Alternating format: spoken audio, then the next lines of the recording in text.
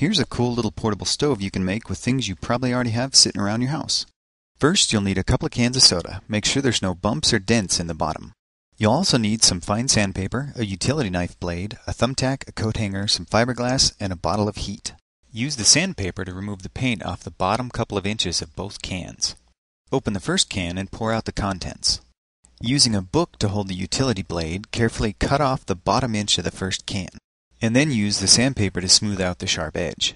Use the second can to stretch out the lip of the bottom half of your stove. Now just add some fiberglass and your bottom half is done. Make the top of your stove the exact same way. Before assembling the two pieces, you'll need to use the thumbtack to create a fill hole in the top half. Now comes the tricky part. Carefully place the top half inside the bottom as level as possible so the edges don't catch. Use a shim from the leftover piece of can if you're having problems getting it to fit. Once you have it lined up, squeeze it together as tightly as you can get it.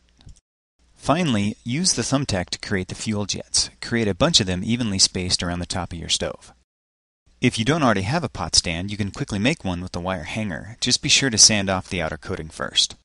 Now it's time to test it out. Slowly pour the heat into the stove, giving it time to drain through the fill hole.